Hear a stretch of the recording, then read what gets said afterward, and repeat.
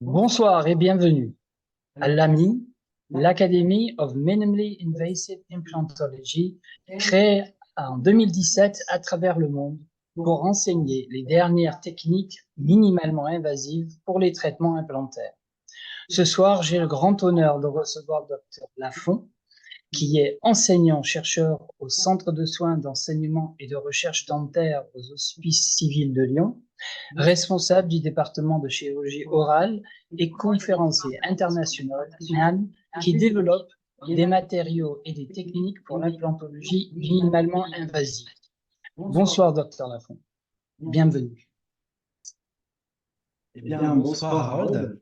C'est un grand honneur pour moi de pouvoir participer à cette conférence qui est donc organisée par l'AMI et je vais pouvoir partager avec vous l'expérience que j'ai de la chirurgie implantaire minimalement invasive.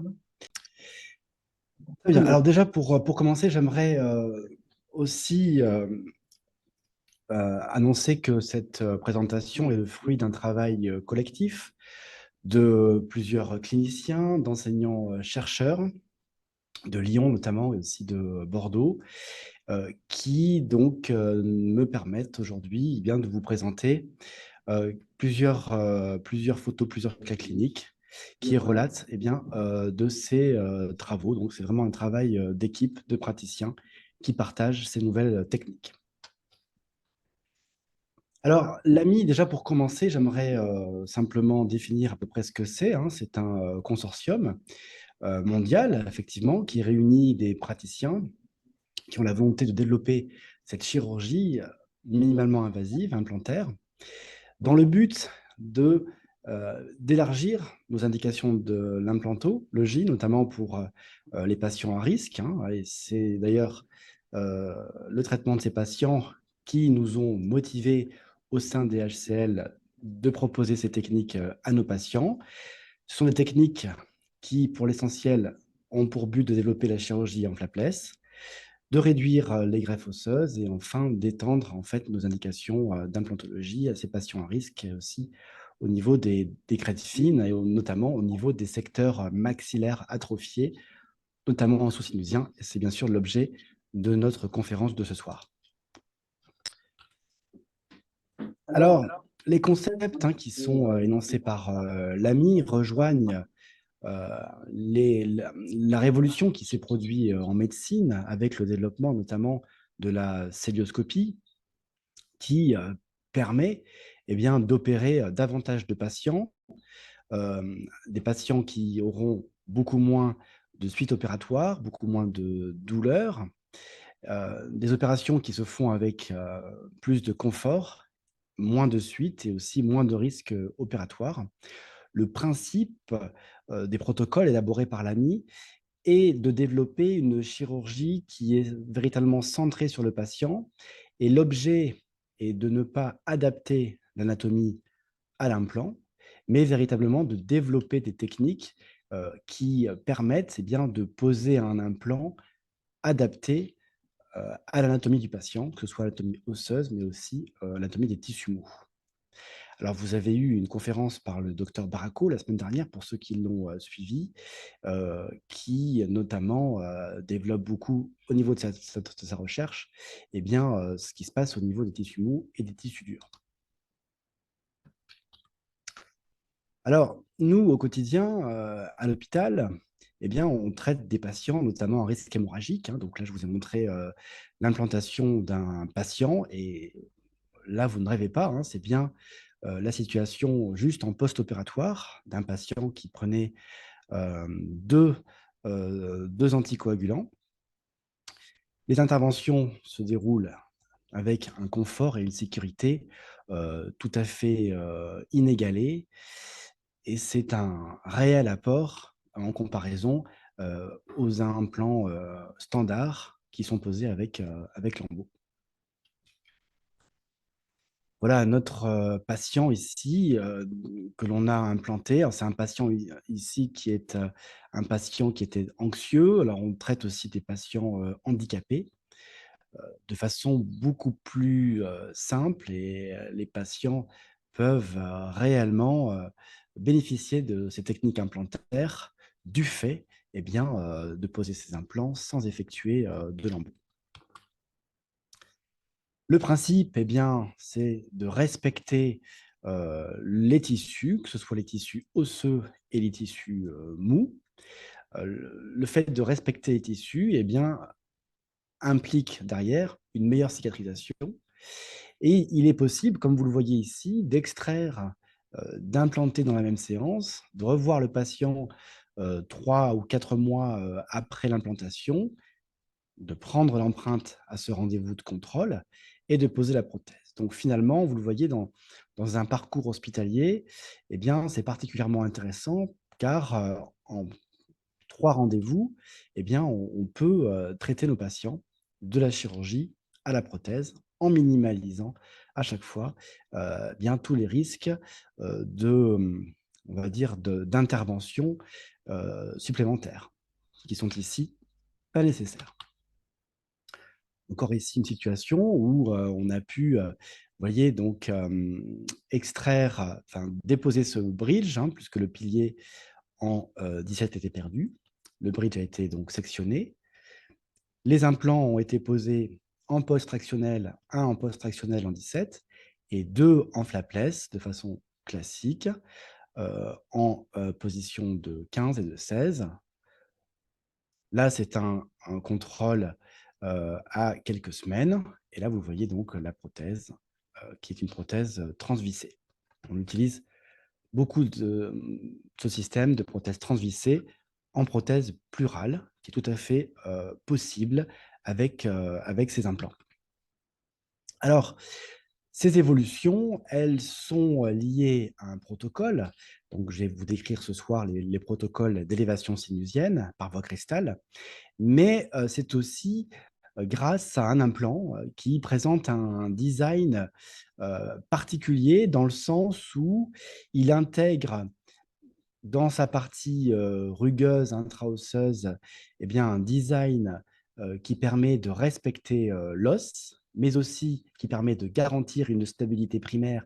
Et cela, je peux vous le dire, dans quasiment toutes les situations. Je vais vous montrer ce soir des cas cliniques euh, qui ne peuvent pas être traités clairement avec des designs d'implants classiques, car le Magicor permet toujours d'avoir une bonne stabilité primaire. Ensuite, il y a un col lisse qui, lui, va s'adapter en longueur à l'épaisseur du tissu mou de nos patients. Donc, on a véritablement un implant qui, quelque part, a pour objet de s'adapter au mieux à l'anatomie du patient. Il y a beaucoup de références, mais toutes ces références permettent de poser un implant qui véritablement est adapté à l'anatomie de notre patient. Alors, plusieurs recherches cliniques, plusieurs recherches aussi fondamentales, animales, ont été effectuées au sein notamment de notre laboratoire de recherche à Lyon. Nous avons, effectué principalement une recherche étudiant les surfaces de l'implant, les surfaces donc au niveau de la partie rugueuse et de la partie lisse. Nous avons aussi effectué donc une étude animale dont les résultats sont actuellement tous disponibles et vont être publiés bientôt au niveau international. L'université de Bordeaux aussi a effectué une étude qui relate ce que je vais vous décrire ce soir et qui a montré que ces implants permettaient d'obtenir une stabilité, même dans des os résiduels maxillaires sous-sinusiens de 4 millimètres, ce qui est tout à fait novateur, puisqu'on le sait actuellement dans les protocoles de recherche, dans les protocoles cliniques issus de la recherche qui sont décrits aujourd'hui, nous autorisent à effectuer des élévations sinusiennes par voie cristal avec 5 millimètres d'os résiduels. Et bien ici, on peut descendre à 4 millimètres, et je vous montrerai des cas où on peut même descendre en dessous de ces 4 millimètres. Donc, plusieurs recherches qui permettent de développer ces protocoles. Et maintenant, c'est vrai qu'on commence à avoir un bon recul sur nos patients. Ce que je voulais vous montrer dans cette diapositive, c'est que finalement, avec peu de matériel, eh bien, on peut traiter l'intégralité des situations. Vous avez ici en photo la trousse chirurgicale qui permet de poser l'implant, mais qui permettent aussi eh bien, d'effectuer des élévations sinusiennes avec les Magic Expanders. Donc ça, on les utilise, on le verra lorsqu'on a 5 millimètres d'os résiduel en sous-maxillaire, hein, entre le sinus et la cavité orale, donc d'os résiduel. Donc, donc, avec cette trousse, et là, on peut poser donc, les implants dans les autres situations. Cette trousse, déjà, nous permet de poser 90% de nos implants. Et nous avons besoin que de très peu de choses, puisqu'il n'y a pas de lembout, donc pas d'incision, donc pas de suture. Vous voyez, hein, à l'hôpital, c'est encore ça un gros atout, puisque finalement, nous n'avons pas besoin de sortir une trousse chirurgicale autre, notamment avec des colleurs, juste un set pour faire l'anesthésie, un miroir, et la trousse chirurgicale suffit. Ici, vous avez à côté la trousse avec le Magic Sinus Lifter qui, lui, est l'instrument, on va le décrire ce soir, qui permet de poser nos implants en sous-sinusien avec 4 millimètres, voire 3 millimètres d'os résiduel en sous-sinusien. Donc, cette trousse-là est utilisée, on va dire, dans 5 à 10% de nos patients.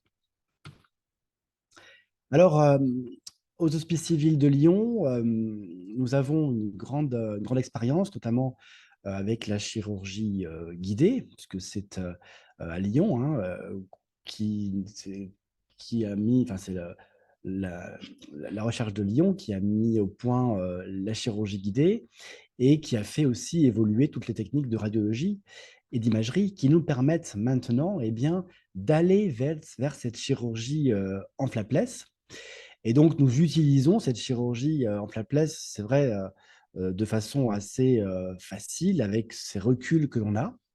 Effectivement, quand on pose un implant en flapless, eh bien, on ne lève pas de lambeau, donc il faut derrière, enfin plutôt avant, bien étudier son cas. Donc, on peut utiliser la chirurgie guidée, on peut aussi utiliser la chirurgie naviguée, ou alors utiliser les protocoles que vous a décrits le docteur Barraco la semaine dernière en utilisant les pin guides. On peut aussi poser le pin guide grâce à un guide, hein. Donc, toutes les possibilités sont offertes. Alors, nous, on a un recul maintenant de plus de 4 ans, hein, quasiment 5 années, puisque on a eu le bonheur, je dirais, d'utiliser ces implants il y a 4 5 ans au sein des HCL. Au départ, donc, c'était un prêt qui nous avait été donné.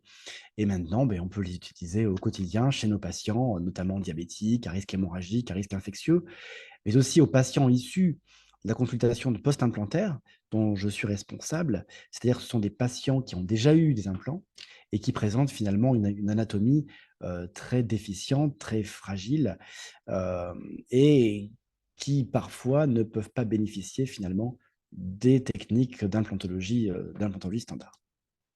Alors, pour en revenir réellement dans le sujet, donc on va se focaliser, nous, uniquement sur les techniques bien, de pose d'implants en sous-sinusien, en utilisant des techniques, vous le verrez, très intéressantes, notamment la CMC technique, donc qui est la Crystal Approach with Membrane Control, donc qui est adaptée à des os résiduels très fins, donc de moins de 5 millimètres, et la BEP technique, donc la Bone Expansion with Binding of Cortical Bone, qui permet, elle, bien, de poser des implants en sous-sinusien avec 5 millimètres d'os résiduels par voie cristale. Alors, bien sûr, ces techniques sont tout à fait adaptées à la chirurgie contemporaine, puisque maintenant, on peut utiliser donc la chirurgie naviguée. Et cette chirurgie naviguée est très intéressante, puisqu'elle permet de poser un implant en visualisant l'os sans s'effectuer de lambeaux. Donc, on est vraiment dans des techniques qui sont très évoluées, très poussées, qui nous permettent véritablement d'avoir accès à ce type de chirurgie. Ah, je vous ai montré donc une vidéo qui a été tournée par le docteur Zoltan en Hongrie, qui fait partie aussi de l'AMI, bien sûr. Hem, pour ma part, je n'utilise pas encore la chirurgie naviguée. J'utilise donc les techniques avec le Pin Guide qui fonctionne aussi très bien, et je compile souvent un guide chirurgical pour poser donc le pin, le guide pin, le guide chirurgical que je retire une fois que j'ai posé mon guide pin, et ensuite je suis le protocole standard habituel. Alors en utilisant donc ici des expanseurs, hein, donc lorsque vous avez un os maxillaire supérieur à 5 millimètres, des expanseurs suffisent, ils permettent d'expandre la crête qui en a besoin et de soulever la membrane sinusienne, ou alors le Magic Sinus Lifter lorsque j'ai vraiment un os résiduel en sous-sinusien très fin, donc de moins de 5 millimètres.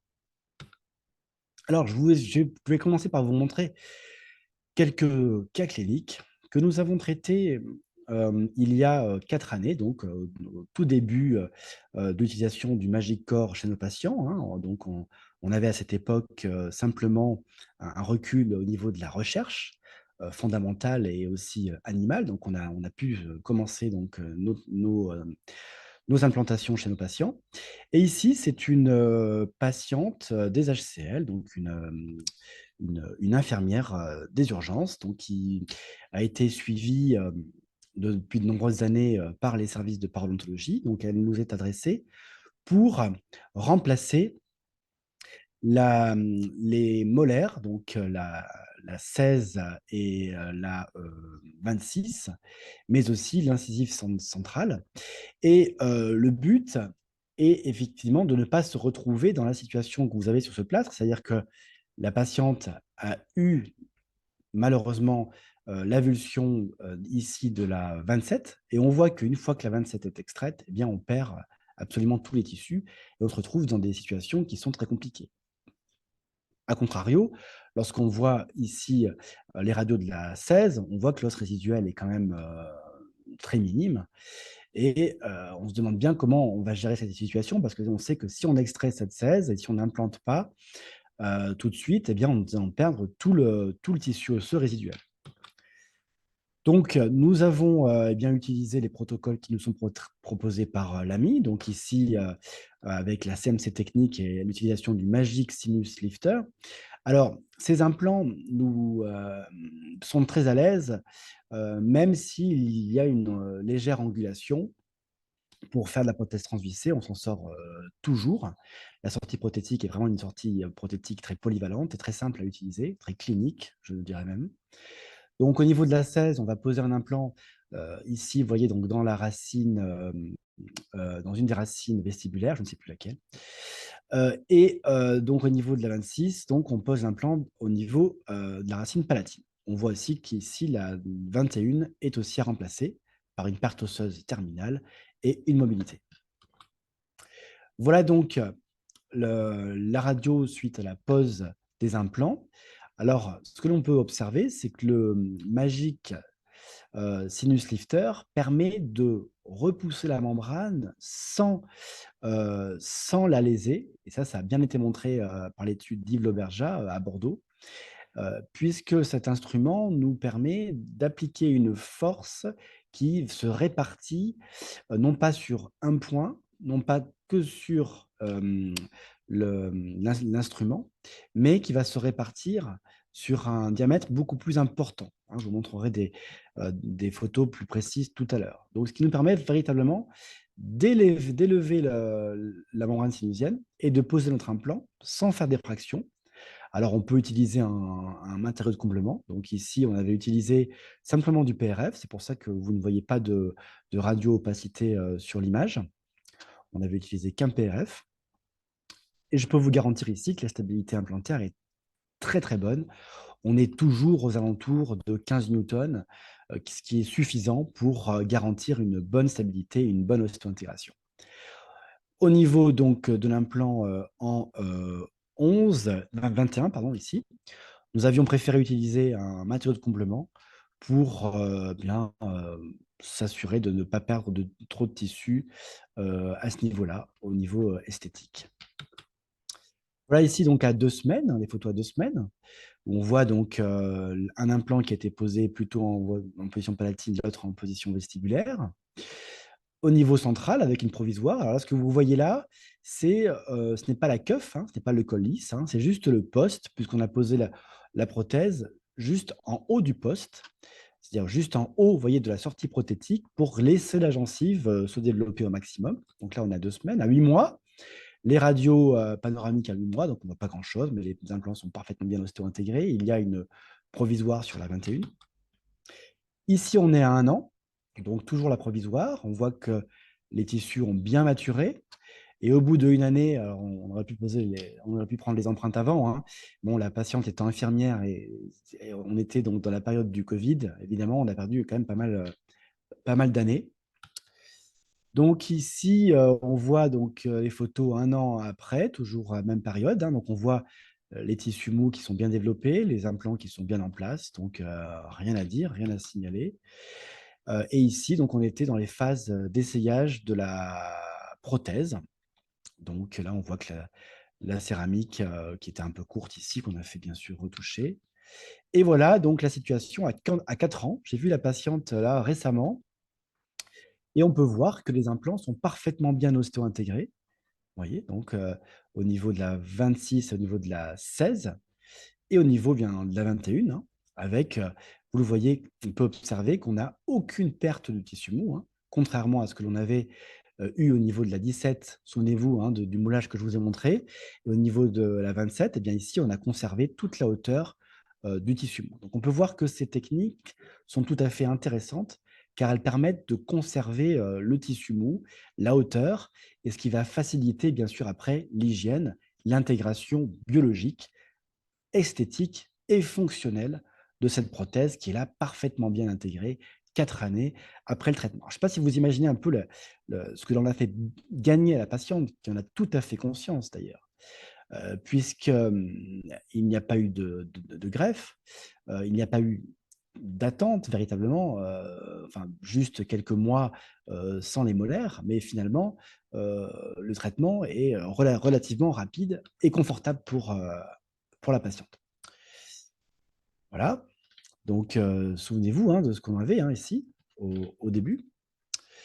Donc là, ici, on voit les images, hein, comment donc on avait donc procédé pour pouvoir, choisir les implants. Vous voyez, on choisit d'abord la hauteur de la cuff ici en fonction de la hauteur du tissu mou et ensuite on va, positionner nos implants dans la meilleure, situation, possible en fonction de l'os résiduel. Les images ici, donc juste après la pose. Donc on voit ici les images juste après la pose, hein, juste après, l'élévation. Excusez-moi, ça il y a eu un doublon parce qu'on a rajouté des diapos tout à l'heure et on a voilà. Et voilà, ici ce que je voulais vous montrer, c'est que nous avons, repris donc, un cone beam très récemment, et on peut voir qu'au bout de 4 années, vous voyez, l'os, eh bien, s'est développé autour de nos implants, hein, que ce soit dans au niveau de la 16 qu'au niveau de la 26 et finalement, on a, un implant à 4 années, hein, même on a un peu plus de 4 ans, qui est parfaitement bien ostéo-intégré. On le voit au cone beam. Donc là, on a la situation juste après la pose et la situation 4,5 années, après. Donc on voit que c'est tout à fait, ostéo-intégré. Au niveau antérieur, bon, pareillement, hein, on voit que ici au jour de la pose et ici à 4 ans après. Donc on voit que l'os est parfaitement bien, bien stable, avec une corticale osseuse bien dense devant l'implant. Ici, la vue panoramique où on voit, vous voyez que l'os ici était, en cours de formation et là, l'os est complètement formé autour de nos implants, que ce soit au niveau de la 16 qu'au niveau de la 26. Et on voit aussi que cette cuff permet véritablement d'élaborer une barrière tissulaire qui garantit finalement ensuite une cicatrisation osseuse de bonne qualité avec le temps. Ici, cette patiente, qui est une patiente du docteur, qui m'a intéressé par le docteur Legal, qui est une patiente qui avait eu des traitements par biphosphonate notamment, qui faisait suite à un cancer du sein. Bien évidemment, là, les techniques d'implantologie standard ne sont pas possibles puisque c'est des patients, qui, classiquement, ne sont pas implantés. Donc ici, on a choisi de l'implanter tout de même, parce elle avait perdu son bridge hein, dans le secteur ici 2. Donc, pareillement, donc on va donc regarder le cone beam, on choisit donc nos implants. Ici, on voit on va être obligé eh bien d'élever légèrement le sinus. Ici, pour l'implant en 26, pardon, en 27, pardon, 27. Voilà, ici, on choisit la hauteur de la cuff, on choisit la hauteur et le diamètre de notre implant. Et là, c'est vraiment l'avantage du Magicor, c'est qu'on va pouvoir choisir réellement un implant qui est adapté, véritablement adapté à l'anatomie du tissu mou, à l'anatomie osseuse de notre patient.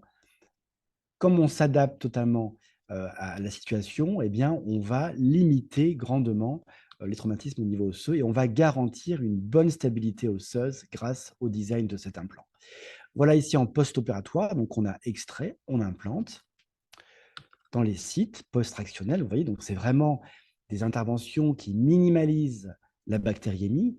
Ce sont des interventions qui minimalisent le temps opératoire et ça participe aussi à augmenter eh bien, le potentiel cicatriciel. Et vous voyez, donc là, on a utilisé la CMC technique, on est rentré légèrement dans le sinus. Vous voyez, ici, on est à 2 ans et on a une prothèse qui est parfaitement bien intégrée. La patiente est satisfaite. Alors maintenant, je n'ai pas les radios à 4 ans, mais je sais que la patiente est tout à fait satisfaite de son traitement. Autre cas ici, une situation où c'est une patiente qui était, vous voyez, donc, qui a été atteinte d'une polyarthrite rhumatoïde, elle est toujours d'ailleurs, je l'ai vue récemment. Elle a été traitée par des biothérapies. Alors, elle est bien stabilisée au niveau parodontal, mais malheureusement, la dent 15 et 14 sont en mobilité terminale. On les voit ici, donc elles ne sont pas conservables. On voit que le parodonte est très faible. Donc, encore une fois, ici, si on effectue une chirurgie implantaire standard, c'est-à-dire si on extrait et on implante, on perd absolument. Si on extrait et on greffe ensuite, on perd tout le tissu. Donc, l'objet donc là est de ça va trop vite, et d'extraire et d'implanter dans la même séance. Donc, on pose les pin guides, hein, comme vous l'a montré le docteur Baraco la semaine dernière. Voilà, on va utiliser encore ici un PRF, sinus lifter. Donc, on va pénétrer légèrement dans le sinus. On verra les radios ensuite. Vous voyez ici, cet implant-là.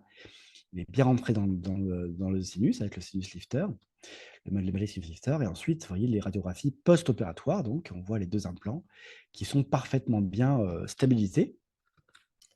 Voilà, on est ici à 8 mois avec une très bonne cicatrisation muqueuse, mais on peut s'attendre qu'à ça puisqu'on a quasiment pas touché les tissus mous, donc on a respecté. Donc après, la cicatrisation derrière, effectivement, sans ressent.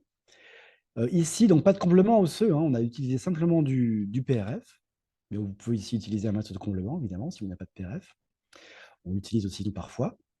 Vous voyez 1 an. Donc là, c'est pareil, c'était pendant le Covid, donc on n'a pas revu la patiente. On a fait les prothèses donc 1 an après. Et moi, j'ai revu la patiente là, récemment, donc 4 ans après. Vous voyez, pardon, 3 ans après. Et vous voyez à 3 ans, les 2 implants sont parfaitement auto-intégrés. Vous voyez la situation en préopératoire, la situation avec l'implant.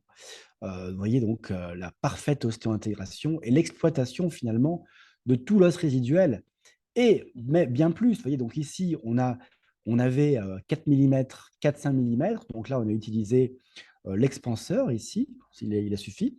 Hein, on a pénétré légèrement.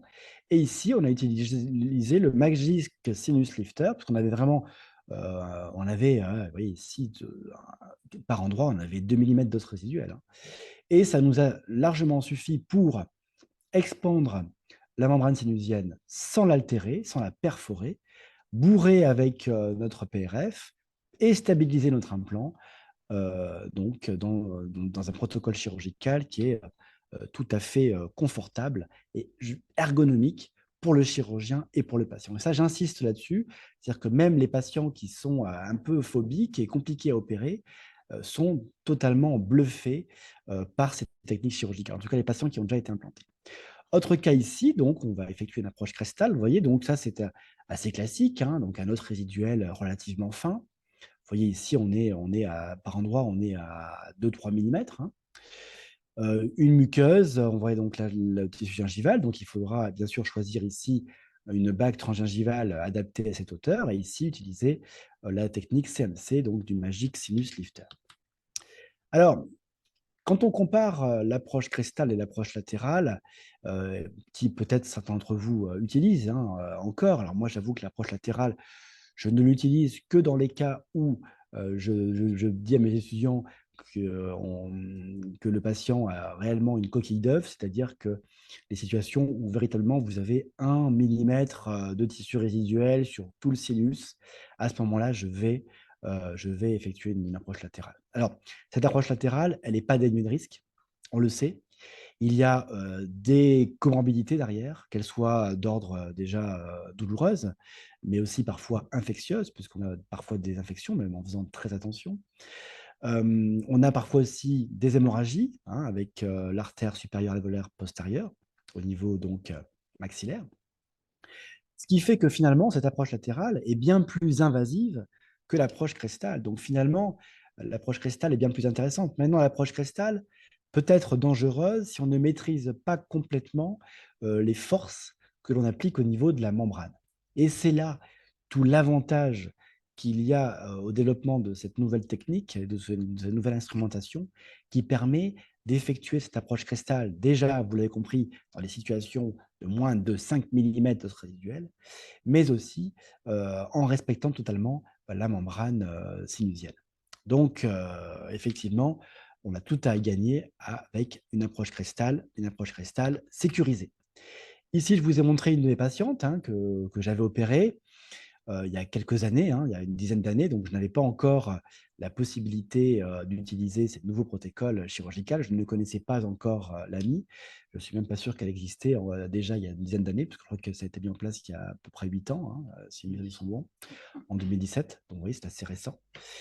Et quand je vois bien cette pauvre patiente qui était sous anticoagulant, donc elle avait l'artère antrale, ici on la voit bien, bien sûr, elle a eu une hémorragie. Alors, ce type de suite, on les a relativement fréquemment, pour les voies latérales. Quand je vois l'os résiduel que j'avais, je me dis que j'aurais opéré cette patiente de façon différente aujourd'hui, que ce soit clair. Je n'aurais pas effectué un lambeau à cette patiente. J'aurais posé mon implant en flapless, heu, avec une élévation sinusienne par voie cristale et je n'aurais pas eu ces suites opératoires et j'aurais traité ma patiente en 3 rendez-vous et en 3 4 mois, c'était réglé. Alors que là, vous imaginez bien que la patiente, on l'a vue, au moins une dizaine, voire peut-être une quinzaine de fois, sans compter les antibiotiques qu'on a donnés à cette patiente, puisque les implants actuellement, moi je les pose sans antibiotiques, Donc il y a tout un ensemble, d'arguments qui font que proposer une chirurgie par voie latérale à cette patiente me semble aujourd'hui, en tout cas pour moi, être pas une erreur, mais peut-être pas adaptée en tout cas. Alors, comment ça se passe déjà au niveau de la membrane sinusienne? J'aimerais simplement préciser ça. Finalement, une membrane sinusienne, elle est, quelque part, elle est posée sur, le fond du sinus, il n'y a pas de fibre. C'est-à-dire que lorsque vous atteignez cette membrane et que vous la respectez, bien sûr, bien entendu. Alors si vous allez, l'atteindre avec des instruments tranchants, coupants ou même au pire avec un foret, là vous allez l'abîmer. Mais si vous la poussez, si vous la respectez, si vous respectez un morceau d'os entre cette membrane et votre forage, vous allez pouvoir en fait décoller cette membrane sans la déchirer normalement, puisqu'elle se décolle toute seule. D'ailleurs, on le voit lorsque l'on fait des voies latérales, cette membrane se décolle très facilement finalement, Donc le but est d'effectuer une force, de traction qui permet de détacher les peu de fibres qu'il y a, mais une force qui soit mesurée, qui soit, répartie aussi et pas ponctuelle, qui pourrait donc finalement déchirer la membrane. Donc ce qui est important de savoir, c'est ça, c'est que finalement, cette membrane, elle n'est pas attachée par des fibres, donc on peut la détacher sans l'endommager si c'est fait correctement. Alors, c'est là toute l'ingéniosité, de ce protocole chirurgical qui permet finalement d'appliquer une force qui est supérieure à la force d'attachement de la membrane à l'os et qui permet de répartir cette force, non pas uniquement sur l'ostéotome, alors ce n'est pas un ostéotome, hein, sur le Magic Sinus Lifter, mais sur une auréole d'os, vous voyez, bien plus large. Et vous allez voir, l'instrument aussi permet de contrôler l'application de la force. Et là, on va pouvoir soulever la membrane et mettre notre matériau. Alors, il y a deux techniques différentes. Donc, il y a celle que je vous ai dit, donc la BEB technique avec l'expanseur, le Magic Expander. Hein, ici, quand on a un os résiduel de 5 mm ou plus, et la CMC technique avec le Magic Sinus Lifter, qui lui permet de poser un implant dans un os inférieur à 5 mm. Alors, Bordeaux a montré 4 mm, mais on peut aller en deçà, je dirais jusqu'à 3 mm sans aucun risque. Voilà. Alors, lorsqu'on a moins de 4 mm, donc, comme dans ces cas-là, ici, hein, donc des situations où l'os résiduel était de moins de 4 mm, eh bien, le tout est d'utiliser ce protocole chirurgical qui va permettre eh bien, d'élever notre implant jusqu'à, on peut l'élever jusqu'à 9 mm, hein, au-delà de l'os résiduel, en toute sécurité, sans perforation de la membrane. Encore une fois, ça a été démontré par les recherches du docteur Yves Leverja, donc à Bordeaux. Ensuite, le tout est de mettre du biomatériau. Alors, il est commun de dire qu'on met à peu près 0,03 à 0,05, on va dire, pour 1 millimètre de gagné. Donc, on peut, en gros, on peut mettre 0,5 cc, hein, parce que c'est la dose souvent qu'on nous propose, pour élever à peu près 10 millimètres. Et là, on est largement bon. Voilà comment est ce Magic Sinus Lifter. Alors, il a un profil très particulier. Il a d'abord, vous voyez ici, une gorge tranchante qui permet de couper l'os et de laisser une baguette osseuse plus large que le diamètre de l'instrument. Donc, il permet finalement de décoller cette capsule osseuse, de la fracturer. Il est un instrument en profil d'oiseau, vous voyez, un peu, hein, en profil ovale, plutôt ovale. Hein, voilà. Et ce profil est tout à fait étudié pour ne pas, enfin, pour contrôler la force. C'est-à-dire que pour ceux qui ont déjà utilisé des ostéotomes, lorsque vous l'utilisez et que l'os est fracturé, l'ostéotome peut pénétrer très rapidement dans la cavité sinusienne et là engendrer des dégâts importants comme une déchirure de la membrane, voire même, et c'est déjà été décrit, des traumatismes au niveau de l'orbite, de la face inférieure de l'orbite. Avec cet instrument, c'est impossible. Car quand vous allez donc utiliser de façon bien sûr tout à fait mesurée, eh bien cet instrument rentre progressivement grâce à ce profil. C'est-à-dire il va appliquer la force au niveau du bout de l'instrument, mais il va aussi la répartir tout le long et jamais l'instrument ne pourra partir d'un coup comme on pourra l'avoir avec l'ostotome. Il va vraiment répartir cette force au bout de l'instrument et il va donc décoller l'os, il va sectionner l'os donc à ce niveau-là, hein, et il va permettre d'élever la membrane sinusienne sans l'abîmer. Vous voyez, donc ici, on a cette auréole qui permet de montrer la répartition des forces bien au-delà du diamètre du Magic Sinus Lifter. Donc le principe, c'est de passer le Magic Drill, comme vous l'avez vu, hein, le trépan, de se rapprocher le plus possible donc, du plancher sinusien. Alors, il est commun de dire qu'il faut laisser à peu près 2 mm d'os résiduel. Donc, on va rentrer avec le trépan au plus près du sinus, en laissant à peu près 2 mm ou un peu moins, parce que parfois, quand le plancher sinusien est très dur, on est obligé de s'y reprendre à 2 ou 3 fois. Et à un moment donné, l'os va céder et il va soulever la membrane sinusienne sans danger. Donc, on donne des petites frappes très, très douces et pas comme on pourrait faire avec un ostéotome parfois, pour certains qui l'ont utilisé, où on n'arrive jamais réellement à savoir à quel moment l'os va casser. Ici, on y va progressivement. Donc, on peut passer d'abord le forêt trépan une première fois, puis une deuxième fois, et on retente avec le Magic Sinus Lifter, et à un moment donné, l'os va céder tout doucement et on va pouvoir élever notre membrane sinusienne en tapotant très légèrement notre Magic Sinus Lifter. et il va donc élever. Alors le principe, hein, vous voyez, c'est de répartir en fait la force non pas à un point, mais dans toute cette partie-là. Donc on va vraiment avoir une répartition de la force grâce à cet instrument. Vous voyez, donc toutes les forces en fait vont non pas se concentrer en un point, mais se répartir tout autour de l'instrument. Et c'est grâce à cela, effectivement, alors il y a des formules mathématiques très savantes, puisque c'est vrai que l'inventeur, le docteur Wang, était aussi un physicien.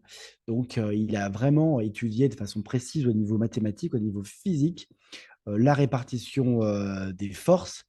Et finalement, dans cette formule, on a d'un côté la force, de l'autre la vitesse. Et plus la vitesse est importante, et moins la force finalement va se concentrer au niveau d'un point, ce qui permet finalement de contrôler la pénétration de l'instrument tout en répartissant les forces sur une surface la plus large possible et maintenir finalement l'intégrité de notre membrane.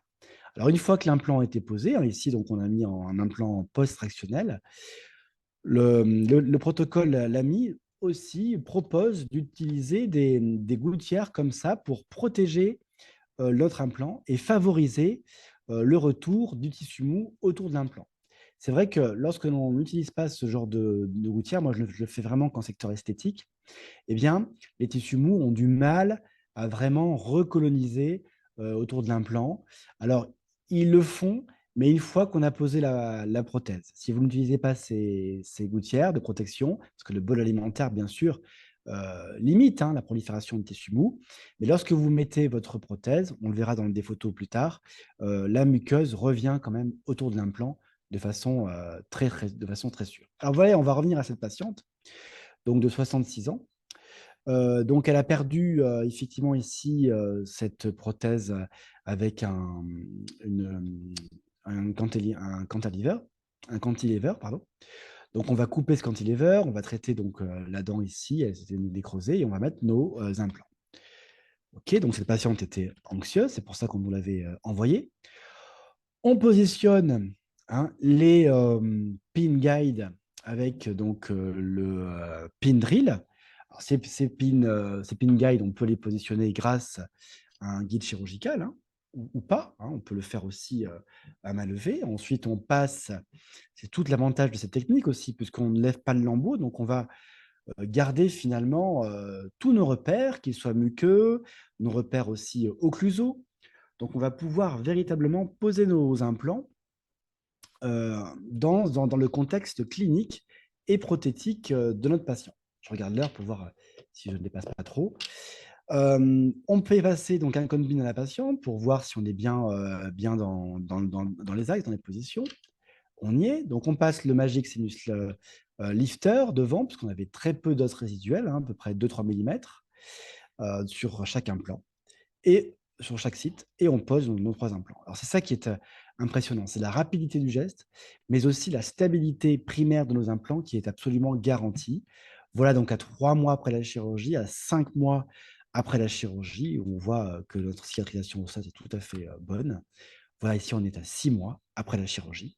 Donc, imaginez-vous, 6 mois, hein, on peut largement, prendre nos empreintes, poser nos prothèses. Les prothèses sont posées, vous voyez donc c'est absolument, fabuleux ici, avec une prothèse, transvissée, jumelée, sur nos implants. C'est ce que je fais, le plus communément, je jumelle mes couronnes. On peut tout à fait le faire sur ces implants. Autre cas ici, on doit implanter ici en 16 et en 17, donc pareillement, même protocole, hein. Ici, vous voyez, on fait des petites incisions pour conserver notre tissu kératinisé, pour le positionner en avant de nos implants. Comme ça, lorsque l'on passe le trépan, on ne sectionne pas et on ne perd pas de tissu kératinisé. Tout est repositionné en vestibulaire de nos implants. Voilà donc en post-opératoire. Vous voyez donc le Magic Sinus Lifter n'a pas perforé la membrane, hein. On a mis en place ici un matériau de comblement, nos 2 implants, donc diamètre 5, avec devant une keuf de 3, puisqu'on avait 3 millimètres de tissu mou, et derrière une keuf de 2, puisqu'on n'avait que 2 millimètres. Voilà donc en post-opératoire, et ensuite, donc plusieurs mois après. Ensuite, on va poser un implant ici, donc en 26, selon la même technique. Voilà. Voici donc les prothèses en place. Et vous le voyez, à la suite de la pose des prothèses, eh bien, on voit là que le tissu mou n'est pas tout à fait revenu au niveau de la partie prothétique de nos implants.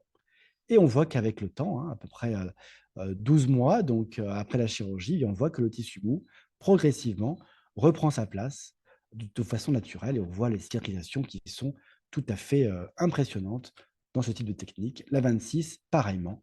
Donc on a, après 17 mois, eh bien, un os qui est tout à fait cicatrisé. Et là, on est à 2 ans et 4 mois, où là, tout est absolument nickel au niveau de la cicatrisation. Encore ici, la 27, on voit aussi que là, tout est bien cicatrisé. Voilà, donc ici, on est à 3 ans et on voit que vraiment, là, la gencive a récupéré tout son espace. Donc, on a une patiente qui est tout à fait satisfaite. Alors, rapidement, je vous rappelle le protocole que je vous ai déjà dit en clinique. Donc, quand on a un os résiduel inférieur à 4 mm, donc on va passer notre Magic Drill jusqu'à 2 mm du sinus. On peut aller légèrement au-delà si on a besoin. On passe le Magic Sinus Lifter avec le maillet jusqu'à ce que ça fracture. On peut repasser le trépan s'il y a besoin. Ensuite, on élève avec le Magic Lifter. On comble jusqu'à 0,5 cc si on veut gagner 10 mm à peu près. Et on pose notre implant avec donc toujours une stabilité primaire très bonne. Alors, on peut repasser, comme je vous ai dit, le Magic Drill. On peut le faire plusieurs fois s'il y a besoin, jusqu'à ce que l'os cède avec le Magic Sinus Lifter. Alors, si on a plus de 4 mm, là, je passe rapidement, parce que là, c'est plus simple. On passe l'expanseur, tout simplement, parce que là, on a besoin que de gagner finalement 3-4 mm. On peut poser un 7 ou un 9, ça suffit largement. Voilà cet instrument qui permet d'expandre en largeur grâce à son profil étoilé et de repousser la membrane, mais là on peut la repousser jusqu'à 3-4 mm à peu près, sans effraction. Les forces, même principe que le Magic Sinus Lifter. L'instrument est designé et profilé pour répartir les forces sans abîmer la membrane, mais de façon limitée. Avec le Magic Sinus Lifter, on peut gagner jusqu'à 9-10 mm, c'est ce qu'a montré l'étude de Bordeaux. Avec cet instrument, on peut gagner 4-5 mm maximum. Voilà, donc ici, on l'a utilisé. Donc là, on a extrait la dent, on positionne le cone beam, on positionne notre implant avec donc l'expanseur. Voilà ce qu'on a gagné. Et on est ici à 2 ans après la chirurgie. Voilà la prothèse, toujours une cicatrisation tout à fait parfaite des tissus mous. Alors, comment on procède? Pareillement, on pose le pin guide, le trépan. On peut aller jusqu'à, vous voyez ici, 1 mm, 1-2 mm ici avec le depth drill. On n'a pas besoin de forcément utiliser le depth drill pour enlever la carotte résiduelle. Parce qu'ici, bien sûr, cet instrument n'est pas creux, donc s'il y a une carotte résiduelle, eh bien, il faut l'enlever, donc on peut passer le depth drill. Et ensuite, on passe notre expanseur. Et on va donc ensuite passer poser notre Magic Core. Alors, une fois que la membrane est repoussée, on peut repasser un coup de pin drill. C'est vraiment l'os est très dense. Et on va donc visser ensuite notre implant. Tout simplement. Voilà le protocole. Donc, le Magic Drill, le Depth Drill, l'expanseur. Et on peut repasser donc le Magic Drill et poser notre implant. Voilà tout ce que je voulais vous dire. Donc, vraiment, simplement, pour terminer, je voudrais remercier encore une fois l'ami de m'avoir invité. Je pense que c'est vraiment une chance. En tout cas, nous, aux HCL, eh bien, on utilise ces protocoles depuis, vous l'avez compris, plusieurs années. Nous en sommes grandement satisfaits. Nous, maintenant, nous sommes vraiment bien habitués à ces protocoles. Je vous invite aussi à venir au congrès. C'est des congrès qui sont internationaux et qui rassemblent tous les praticiens qui se lancent dans ce type de chirurgie. Alors, je sais bien que ce n'est pas évident lorsque l'on commence, parce que c'est des protocoles qui sont tout à fait différents. C'est des protocoles novateurs, donc il faut reprendre en main finalement ces protocoles, bien qu'on soit habitué à l'implantologie standard, mais c'est vraiment pour le plus grand confort et pour le plus grand bien de nos patients, notamment des patients fragiles, des patients à risque, qui peuvent évidemment eux aussi bénéficier de l'implantologie. Eh bien, merci beaucoup de m'avoir écouté et je reste à votre disposition si vous avez bien sûr des questions. Merci beaucoup. Alors, merci, docteur Lafont. Alors, en effet, nous avons quelques questions, ou peut-être plus une